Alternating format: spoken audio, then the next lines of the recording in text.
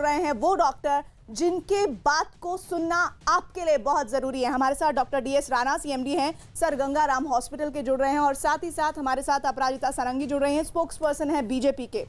DS Rana साहब, मैं आज आपसे शुरू करना चाहती हूँ क्योंकि आज के वक्त में अगर देश की जनता किसी को सुनना चाहती है मौजूदा हालात पर तो वो डॉक्टर हैं, और आप जैसे प्रतिष्ठित डॉक्टर अगर कुछ कहेंगे तो मुझे लगता है कि उसका व्यापक असर होगा। ऐसे में आप मुझे बताइए कि मौजूदा स्थिति में ऑक्सीजन अभी किस स्थिति में बरकरार है, आने वाले 10 दिनों में क्या हालात होंगे, बीते जो 10 दिन हैं वो कैसे रहे? प्रीति जी, बीते 10 दिन तो काफ़ी खराब रहे। शुरू के दिन बड़े बड़े खराब थे, तो पिछले 4-5 दिनों से स्थिति सुधरती जा रही है और ऐसे लगता है कि ये स्थिति अब 2-3 दिन में शायद और अच्छी हो जाएगी, जहाँ तक ऑक्सीजन सप्लाई का क्वेश्चन है। और central government, state government, NGOs, hospital administration सभी अच्छा काम कर रहे हैं, तो कुछ इसका अच्छा रिजल्ट निकल रहा है। और मेरे ख्याल में वही करना चाहिए, इसकी बजाय कि हम इस टाइम ब्लेम गेम में पड़ें। ब्लेम गेम को ना टीवी में डिस्कस करें, ना पब्लिक में डिस्कस करें। अब तो यही डिस्कस करें कि ऑक्सीजन किस तरीके से मुहैया किया जाए हॉस्पिटलों में, किस तरीके से उसका हम क्लेम करते हैं कि हमारे पास ऑक्सीजन काफ़ी है सारे देश में। जब काफ़ी है तो उसको क्यों नहीं वितरण किया जा रहा है, उसको क्यों नहीं हॉस्पिटल तक पहुँचाया जा रहा है? वो अभी भी कमी है, पर अब पहले से स्थिति सुधर गई है, अच्छी है।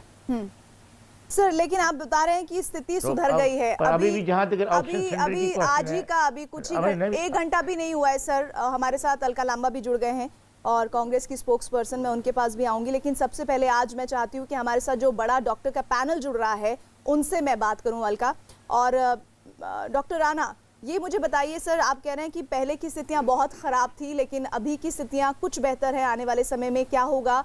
उससे जोड़कर मेरा अगला सवाल है, वो सवाल ये कि प्रधान वैज्ञानिक सलाहकार विजय राघवन ने कहा है कि नई लहर के लिए तैयार रहिए। वो कब तक आएगी इसके बारे में कोई जानकारी नहीं है। अभी तो हम दूसरी लहर से ही नहीं पार पा रहे हैं, तो फिर आगे वाली स्थितियों के बारे में आप कैसे आकलन करेंगे?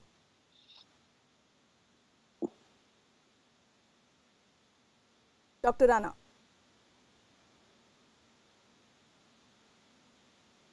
किया जाए, इसके लिए अभी समाधान हो रहे हैं कि ऑक्सीजन कंसंट्रेटर लगाए जा रहे हैं, ऑक्सीजन रीजनरेशन वाले प्लांट लगाए जा रहे हैं, ऑक्सीजन का जो सप्लाई चेन है वो स्मूथ लाइन की जा रही है। और आगे के लिए मैं समझता हूँ और उम्मीद करता हूँ कि सरकार जो है, चाहे केंद्रीय सरकार है चाहे प्रादेशिक सरकार है, वो इस चीज़ को तैयार रहेंगे कि ये लहर आ सकती है, इससे भी स्ट्रांग लहर आ सकती है। ऐसा ही जो सेकंड लहर आई कोई नई चीज़ नहीं थी। दूसरे जो देश थे, चाहे यूरोप में, अमेरिका में लहर आई थी, पर हमने सोचा शायद नहीं आएगी अभी। चलो कभी गलत भी हो सकता है, अब जो कुछ होगा वो तो हो गया है, पर आगे के लिए सतर्क रहें। और इस वक्त भी सारे जुड़कर जो प्रॉब्लम ये शुरू हुई है इसको ठीक किया जाए। लोग ऑक्सीजन को ब्लैक में कर रहे हैं, ऑक्सीजन सिलेंडर ब्लैक में मिल रहे हैं, ऑक्सीजन ब्लैक में मिल रही है, दवाइयाँ ब्लैक में मिल रही हैं, उन चीज़ों का एक हॉस्पिटल के बेड्स पर प्रॉब्लम करी हो रही है। सब जगह चारों तरफ जो है वो कुछ लोग नाजायज़ फ़ायदा उठा रहे हैं जी। पर जो मेजॉरिटी लोग हैं वो अच्छे लोग हैं, अच्छे लोगों से देश चलता है, अच्छे लोगों से सोसाइटी चलती है, सब लोग जुड़े हुए हैं। मैंने आज मुझे इस मॉर्निंग से पता नहीं कितने NGO जो हैं मुझे अप्रोच कर चुके कि वो हमारी हेल्प करने के लिए तैयार हैं। अभी मेरे सामने भी खड़े हुए हैं जो 100 बेड हमारे हॉस्पिटल में ऐड करने के लिए तैयार हैं। पर 100 बेड के लिए ऑक्सीजन चाहिए, पर ऑक्सीजन से ज़्यादा जरूरी जो नेक्स्ट वीक तक प्रॉब्लम आ जाएगी वो है कि हम मैन पावर नहीं सप्लाई कर पाएंगे। आज भी मैं रोता हूँ जब पेशेंट को बेड नहीं मिलता, मैं सोचता हूँ ICU बेड और बढ़ा दूँ। आज मैं 20 बेड अपने हॉस्पिटल में ऐड करना चाहता था, पर मेरी जो चीफ नर्सिंग ऑफिसर उसने कहा मेरे पास नर्सिस नहीं है, तो वैसे ही डॉक्टर नहीं मिल रहे हैं।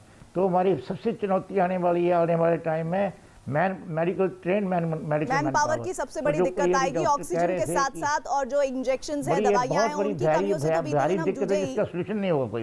बिल्कुल। और इस वक्त हमारे साथ डॉक्टर सोनिया लाल गुप्ता भी जुड़ गए हैं, MDA मेट्रो हॉस्पिटल की। सर, आपने बहुत महत्वपूर्ण बात बताई है और मैं चाहती हूँ कि दूसरे हॉस्पिटल्स के हालात क्या हैं, आप दोनों ही प्रतिष्ठित डॉक्टर्स हैं जो ये बताएंगे कि मौजूदा हालात में हम किस तरह की चुनौतियों से जूझ रहे हैं। तो डॉक्टर सोनिया लाल, मेरा सवाल आपसे ये है कि ऑक्सीजन की अभी आपके अस्पताल में क्या स्थिति है? सो पहले से सिचुएशन डेफिनेटली बेटर हो रही है। जो 10 दिन पहले स्थिति थी, जहाँ पे मतलब चाहे 1 हफ्ता पहले भी जो स्थिति थी, जहाँ पे हर मोमेंट पे एक डर था, 5 लास्ट मोमेंट तक वेट कर रहे थे, तो थोड़ा-सा बेटर प्लानिंग डेफिनेटली हुई है। गवर्नमेंट ने न्यू वेंडर्स भी असाइन करे हैं, ट्रांसपोर्ट का थोड़ा रेगुलराइज़ हो रहा है। सो डेफिनेटली वी कैन हम डिफरेंस दिख रहा है जो पहले से। हम ये नहीं बोलेंगे कि ऑब्वियसली हम बिल्कुल टेंशन फ्री हैं कि हमें पता है कि हमेशा आएगी, बट थिंग्स आर बेटर। तो द पॉजिटिव बात ये है कि पहले से बेहतर है, क्योंकि पहले यही डर लगा रहता था कि बस पेशेंट्स सारी इतनी मेहनत कर रहे हैं पेशेंट्स को बचाने के लिए, ऑक्सीजन की कमी के कारण किसी पेशेंट को कभी है अपनी लाइफ का लॉस नहीं होना चाहिए। सो एटलीस्ट एक वो स्टेबिलिटी धीरे धीरे करके आ रही है। अभी भी और बहुत टाइम लगेगा, बट बेटर हो रहा है step by step. Doctor Sonia Lal, आप कई हॉस्पिटल्स के ग्रुप के साथ अब एक रिप्रेजेंटेटिव के तौर पर यहाँ पर मौजूद हैं। आप मुझे बताइए कि ये स्थितियां कब तक सही हो पाएंगी? कोई आकलन आपके पास है? क्योंकि स्थितियां मौजूदा वक्त में जिस तरह की हैं, उनको तो मतलब जिस तरह से आप लोग डील कर रहे हैं उसके लिए हैट्स ऑफ है, लेकिन ये सिचुएशन कब तक बनी रहेगी?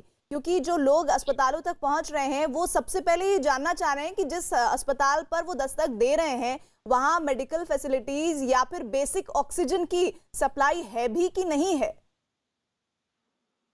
आई थिंक जिस तरीके से अब चीजें रेगुलराइज हो रही है, आई विश मैं प्रिडिक्ट कर पाती, बट नोबडी कैन प्रिडिक्ट कि कब तक चलेगा। बट क्योंकि सिचुएशन बेटर हो रही है, आई एम होपिंग कि एज वी गो फॉरवर्ड, हमारे दिल्ली एनसीआर में 6 हॉस्पिटल्स है जो कोविड अभी ट्रीट कर रहे हैं। तो जैसे सिचुएशन एंड अब कंपैरेटिवली लग रहा है कि सिचुएशन थोड़ी स्टेबलाइज हो रही है। So let's see, I think जैसे गवर्नमेंट अपने रूल्स लेके आ रही है, अपनी प्रोसेसेस को लेके आ रही है, थिंग्स विल गेट बेटर। पर अभी वही है कि जब तक नंबर्स नहीं कंट्रोल होते हमारे, तब तक वॉल्यूम रहेगा, एंड जब तक वॉल्यूम रहेगा तब तक ऑक्सीजन की डिमांड भी बनी रहेगी, क्योंकि इसमें हमें पता है लंग्स कितनी ज्यादा इन्वॉल्व होती हैं, तो इसलिए ऑक्सीजन की भी डिमांड बहुत ज्यादा है। हॉस्पिटल में हाई फ्लो नेजल कैनुलास बहुत कोशिश की जा रही है कि ना यूज कर पाए, जहाँ पे मैक्सिमम, जहाँ पे, और ये सारे हॉस्पिटल्स में करे, सारी गवर्नमेंट से रूल्स निकाल रही है इसी रीजन के लिए कि ऑक्सीजन की कमी ना हो और हर पेशेंट को जो उनको अप्रोप्रिएट अमाउंट ऑफ ऑक्सीजन मिले। एक और बात, बाकी स्टेट्स ने एक और रूल करा है बॉम्बे में, जिसमें बोलूंगी कि जो शायद दिल्ली में भी अब एक थॉट प्रोसेस होना चाहिए। पहले गोल था कि 96-97% तक सैचुरेशन जाए ऑक्सीजन पे, पर अगर हम 94 का भी गोल रख के चले तो ऑक्सीजन थोड़ा बचाया जा सकता है और पेशेंट्स को मिला जा सकता है। ठीक है, तो ये आपका सजेशन। इस पर आतिशी भी हमारे साथ जुड़ गई हैं, मैं उनसे भी बात करूंगी। अपराजिता सारंगी हमारे साथ जुड़ गई हैं और अलका लांबा भी हमारे साथ है। मैं पॉलिटिकल डिबेट शुरू करने से पहले डॉक्टर राणा आपसे ये जानना चाहती हूँ कि अभी किन किन एरियाज में हमें काम करना है ताकि आने वाले वक्त में हम पहले से ज्यादा तैयार हों।